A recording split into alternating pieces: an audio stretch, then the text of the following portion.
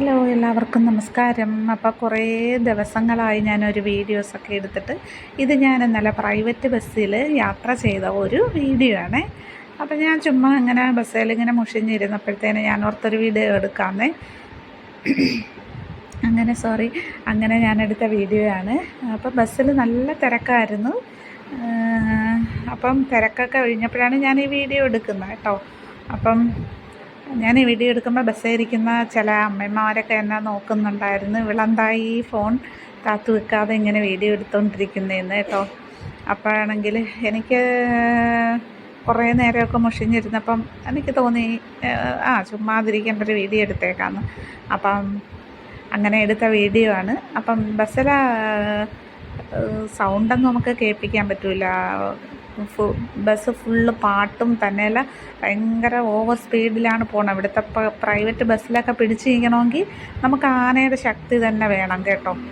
പിടിച്ചിരിക്കുക എന്ന് പറഞ്ഞത് വലിയൊരു ഭാഗ്യമാണ്. പ്രൈവറ്റ് ബസ്സിൽ പിടിച്ച് നിന്ന് പോവുക എന്നുള്ളത് വലിയൊരു ടാസ്കും കൂടെയാണ്. വലിയൊരു ടാസ്ക്കാണ് നമ്മൾ പ്രൈവറ്റ് ബസ്സിൽ പിടിച്ച് നിൽക്കുക എന്നുള്ളത്. ഞാൻ പക്ഷേ ഇരിക്കുമായിരുന്നു കേട്ടോ. അപ്പോൾ ബസ് ഇപ്പോൾ ഇവിടെ നിർത്തിയിട്ടേക്കാണ്. ഈ മാവ് നിറച്ച് മാങ്ങയാണ് കേട്ടോ. അപ്പോൾ എനിക്കത് നിങ്ങൾക്ക് സൂം ചെയ്ത് കാണിച്ചു തരാൻ പറ്റിയിട്ടില്ല. അപ്പോൾ ബസ് വീണ്ടും എടുക്കുന്നു. അപ്പോൾ എൻ്റെ കായംകുളത്തുനിന്ന് ചെങ്ങന്നൂർ വരെയുള്ള ബസ് യാത്രയാണ്. പ്രൈവറ്റ് ബസ്സിലാണ് ഞാൻ പോയത്. അപ്പോൾ നല്ല ലഗേജും ഒക്കെ ഉണ്ട്. എൻ്റെ ഒരു മാസത്തിൽ 2-3 പ്രാവശ്യം എൻ്റെ യാത്ര ഇങ്ങനെയാണ്. അങ്ങനെ യാത്ര ചെയ്താണ് ഇപ്പോൾ എനിക്ക് സുഖമില്ലാതെയും കൂടെ ആയിട്ടുള്ള ഭയങ്കര ബാഗും ഒക്കെ ലഗേജും ഒക്കെ തൂക്കിയുള്ള യാത്രയിൽ എനിക്ക് ഭയങ്കരമായിട്ട് ക്ഷീണമൊക്കെ സംഭവിച്ചു. അതുകൊണ്ടാണ് എനിക്കിപ്പോൾ അത്രയും വയ്യാതെയൊക്കെ ആയിപ്പോയത്. അപ്പോൾ ഇനി എൻ്റെ കയ്യിൽ 2 ബാഗാണുള്ളത്. അപ്പോൾ ഒരു ബാഗിന് ഞാൻ ഒഴിവാക്കാൻ പോവാണ്. 2 ബാഗും പിടിച്ച് നടപ്പ് എനിക്ക് പിന്നെ ഭയങ്കര ബുദ്ധിമുട്ടായി. ഇന്നലെ വന്നു കഴിഞ്ഞും ഇന്നലെ എനിക്ക് വീഡിയോ ഇടാൻ പറ്റിയില്ല. അപ്പോൾ പിറ്റേ ദിവസം ഇന്നാണ് ഞാൻ ഈ വീഡിയോ ഇടുന്നത് കേട്ടോ. അപ്പോൾ ഇന്നലെ വന്നു കഴിഞ്ഞും എനിക്ക് നല്ല ക്ഷീണവും തലകറക്കവും ഒക്കെ ഉണ്ടായിരുന്നു. യാത്രയുടെ ആയിരിക്കും എന്ന് ഞാൻ വിചാരിക്കുന്നു.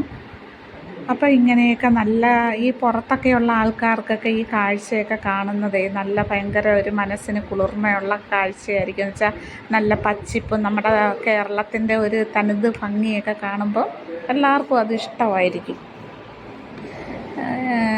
കേരളത്തിന് പുറത്ത് ജീവിക്കുന്ന ആൾക്കാർക്ക് പ്രത്യേകിച്ച് ഭയങ്കര ഇഷ്ടമായിരിക്കും. ഇവിടെ കേരളത്തിലുള്ള നമുക്ക് തന്നെ ഇതൊക്കെ കാണുമ്പോൾ നല്ല ഒരു സന്തോഷമാണ്.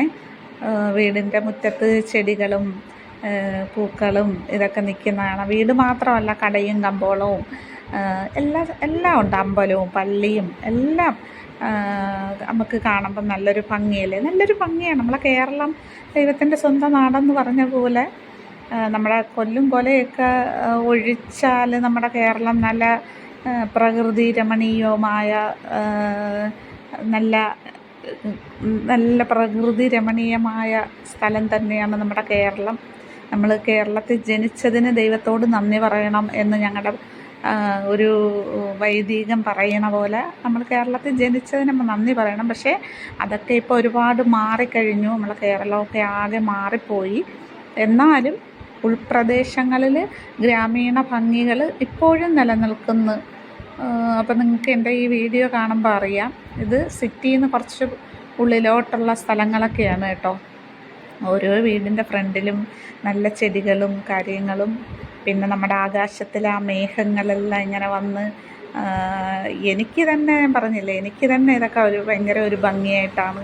നമ്മൾ നിത്യവും ഇവിടെ ഉള്ള ആൾക്കാരായിട്ട് പോലും അപ്പോൾ പുറത്ത് ഒരുപാട് കാലം കൊണ്ട് പുറത്തൊക്കെ താമസിക്കുന്നവർക്കൊക്കെ എന്തായിരിക്കും.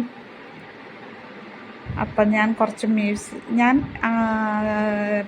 കായംകുളത്തുനിന്ന് ഞാൻ ജോലി ചെയ്യുന്ന ഞാൻ വന്ന ആ വീടിൻ്റെ ഗേറ്റ് വരെ ഉള്ള വീഡിയോസാണിത് കേട്ടോ. അപ്പം ഞാൻ റെയിൽവേ ക്രോസിൻ്റെ അവിടെ ഓട്ടോയിൽ വന്ന് നിൽക്കുന്നതും അതൊക്കെയുണ്ട്. റെയിൽവേ ക്രോസ് കഴിഞ്ഞിട്ട് അടുത്താണ് വീട്.